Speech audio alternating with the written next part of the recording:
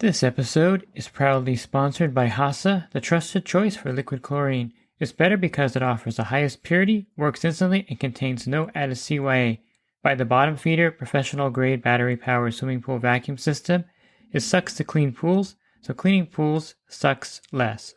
Get $100 off the bottom feeder with code DVB100. Skimmer, trusted by over 30,000 pool service professionals across North America. Skimmer software helps you save time, grow revenue, and boost your 5-star reviews.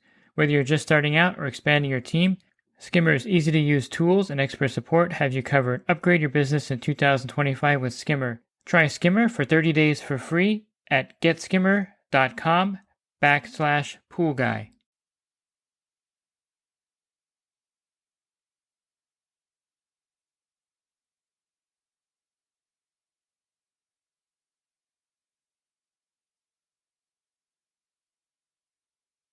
Hi, welcome to the Pool Guy Podcast Show. In this episode, I'm going to continue talking about why a saltwater pool would have no chlorine in it or have a zero chlorine reading.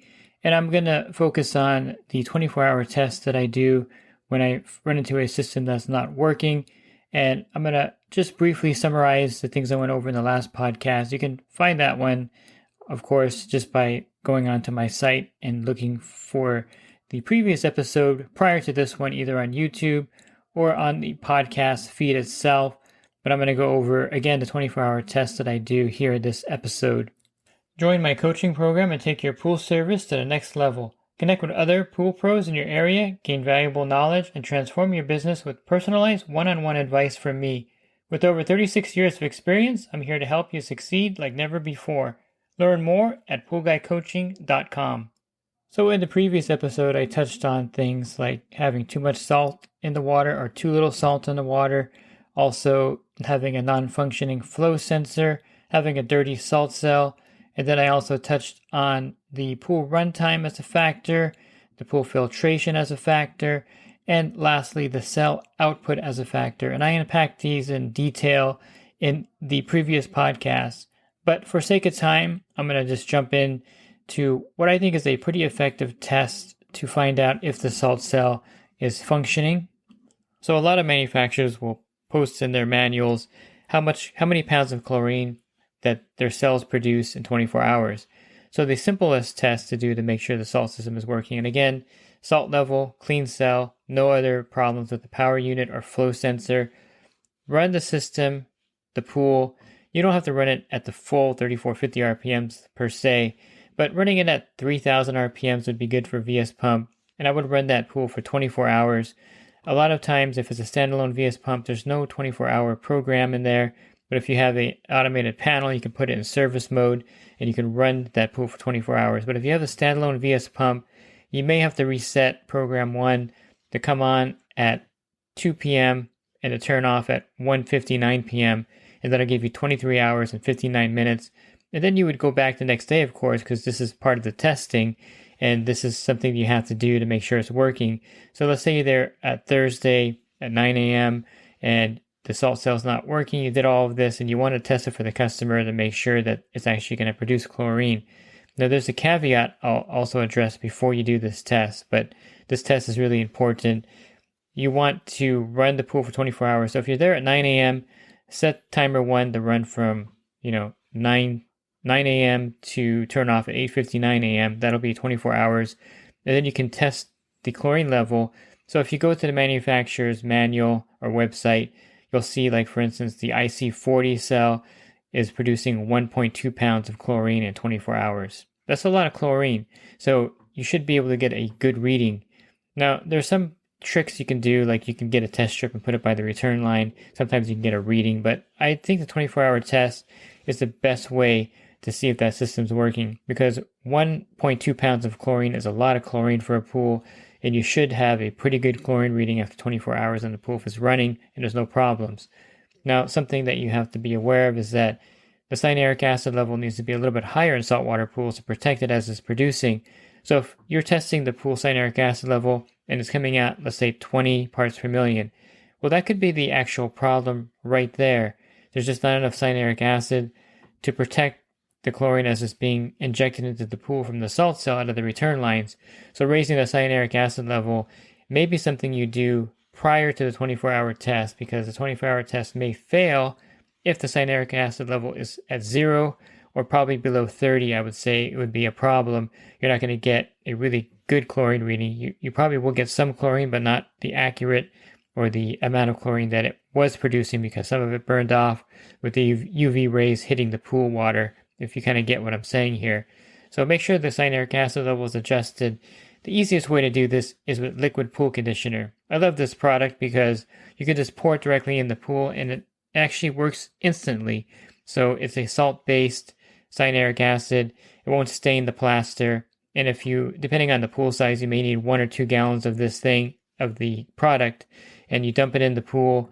And then you can do the 24-hour test in conjunction with you raising the cyanuric acid to 80 parts per million. So you want to shoot for 80 parts per million of cyanuric acid and use the instant pool conditioner to bring it up to that point. It's not really a complex thing I'm talking about here. I know it sounds like there's a lot of steps involved, but really it's not.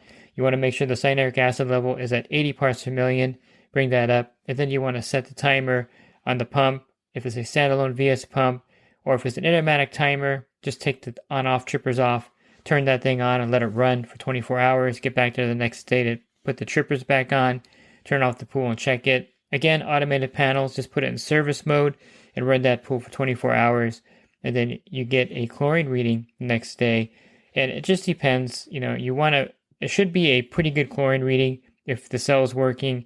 1.2 pounds of chlorine is quite a bit. Each system's different, so check the manual to see what it produces in 24 hours to get an idea if the salt cell is actually working or not. What the results of this 24-hour test will tell you is A, the salt cell is working, the pool is just not running long enough, so you want to increase the run time, or B, the salt cell is not working. If the cyanuric acid level is at 80 parts per million, you did the 24-hour test and you're still getting really low chlorine, maybe 0 or 1 parts per million, the salt cell may be at the end of its lifespan.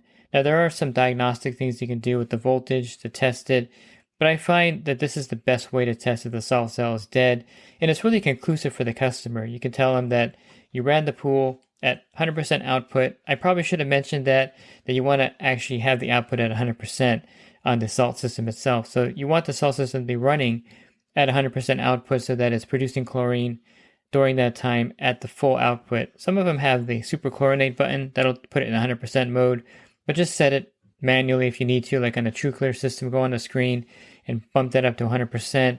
And same with the iChlor, you can bump that up to 100%. The IntelliChlor is pretty easy. You just push the button a couple times and bring it to 100%. But yeah, that's also important in the test, 100% output. So you can tell the customer that, yes, I ran the salt system for 24 hours at 100% output. The manual says it should be producing 1.2 pounds of chlorine. Again, I'm giving you the example from the IntelliChlor, and it's not producing any chlorine. So the salt cell is definitely not functioning and you need a new salt cell. That's pretty conclusive. Now, there are some voltage tests. You can look on the screen on the Aquarite system and call Hayward and they can tell you, diagnose it there. You could take it into some pool stores and they actually have a machine that can test the voltage of the salt cell and let you know if it's working. If you have an IntelliChlor cell, you can do a little trick with the cell stand, fill it with water, plug it in, and you could actually put a rock on the flow sensor to hold it down so it tricks it that it's actually flowing. That's kind of how the flow sensor works. The water pushes it backwards to a certain point. You can turn on the system at 100% output and you can see if there's bubbles being produced, and the hydrogen bubbles will be producing if it's working. You could do something similar with the Hayward cell and a bucket, but I think the 24-hour test is much more conclusive. The Jandy TrueClear, you should be able to see the bubbles in the little glass when it's producing chlorine. If it's working correctly, you'll see bubbles in there. Same with other clear cells, like the Circa Pool. You should see the bubbles in there as it's producing the chlorine. But again, yes, it's producing chlorine at that point, but how much, and is it effective, and is it actually working?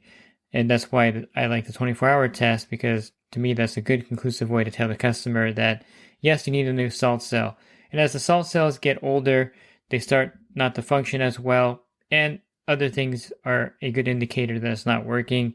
You may have a cracked plate, and with the Hayward Aquarite systems, you're going to always have a pretty low salt level being displayed there when the Hayward Aquarites, the T cell, the turbo cell starts to get old you're not going to get the right salinity reading on there. But in most cases, if you have everything working, the cyanuric acid level at the right level, you have the salt cell clean, you have the proper salt level, and then last, the right water temperature, because that's also a factor. So all of this is kind of moot if you're doing this test when the water temperature is like 60 degrees. It's not going to really work well. But if it's in the middle of summer or beginning of the season and the water temperature is in the 70s, this test will be effective because temperature is somewhat of a factor with some of these salt systems. I think the temp sensors are all a little touchy. They're not extremely accurate. I've talked about that in another podcast, but you want to make sure you do this test at the beginning of the season. So April and May would be a great time in California to test the salt systems to make sure they're working. Some systems will also give you the lifespan of the cell. The iChlor has a countdown from 10,000 hours. The IntelliChlor, you can press and hold the more button on the control panel for a few seconds. The lights will cycle through, and whatever life is left on there, the remaining lights will light up and give you the percentage. So if you do this test and only the first button lights up, then you know that the salt cell is near the end of its lifespan. If 3 buttons light up, then you know that it's probably halfway. With the TrueClear system, you're going to get a check cell kind of error code flashing on there, and that pretty much means that the salt cell is dead. So not every system has kind of a way to check the salt life, but some do, and the major manufacturers kind of have that built in. Hayward, you would check the voltage on that cell. But basically, the end all of this is that if the salt cell is getting old, it's not going to produce chlorine. And all these steps will illustrate that. If you have the salt level at the right level, you're running the pool long enough, you have no problems with the flow sensor, and you're not getting kind of error codes, you have the right cyanuric acid level, then I would suspect that the cell is just dying and getting old, and that's why it's not producing chlorine, it's not holding in the pool. There are a few other things like the overall water quality of the pool. So sometimes you are having zero chlorine because the pool water quality is poor. Or example, if the pool is cloudy, if you had a party, or if the pool is heavily used, you may have chloramines forming in the pool, which is combined chlorine, and you have to raise the chlorine to a certain level as a break point. And a saltwater generator can't generally do that. The saltwater generator has kind of basically the amount it can output per the 24 hours that I just went over the test there.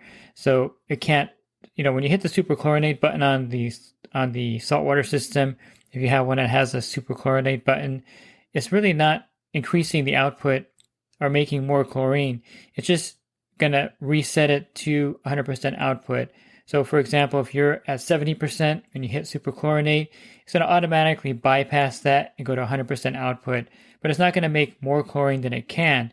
It can only generate to a certain level, and that's it. So you have to supplement that with liquid chlorine or Cal Hypo or another sanitizer to bring that chlorine level up to the break point for that combined chlorine, and then the pool will start to hold chlorine at that point. Another factor would be nitrates. This is a problem sometimes in my area where the pool gets nitrates in there. There's really only one way to test for it, and that's with test strips. So if you are doing the saltwater test here and it's still not holding chlorine, but you still suspect that the cell is good, then you can do a nitrate test with a test strip. And if there are nitrates in the water, unfortunately you have to drain that pool and start over with fresh water.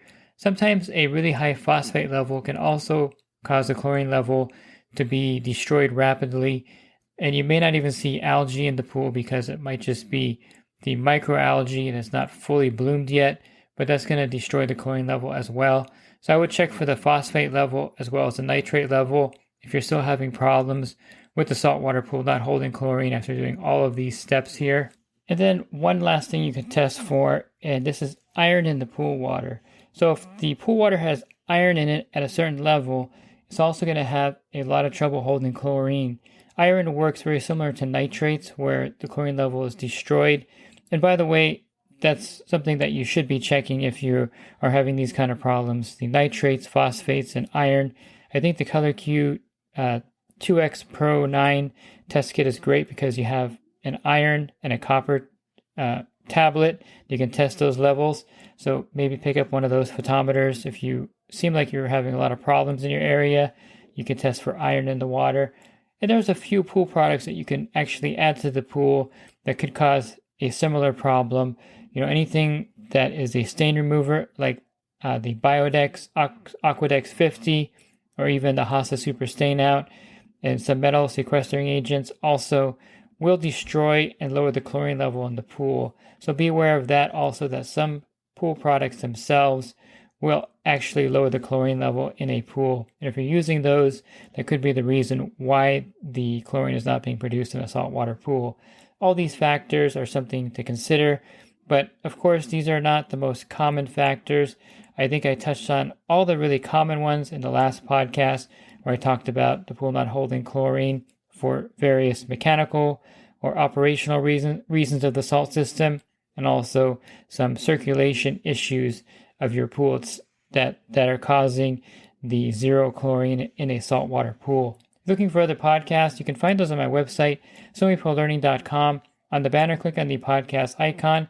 That'll take you to a drop-down menu where I have over 1,600 podcasts. And if you're interested in the coaching program that I offer, you can learn more at poolguycoaching.com. Thanks for listening to this podcast, and have a great rest of your week. This episode is brought to you by HASA, providing products that deliver clean, healthy water for every aspect of everyday life. The bottom feeder battery-powered vacuum system, portable, powerful, and only weighs 12 pounds.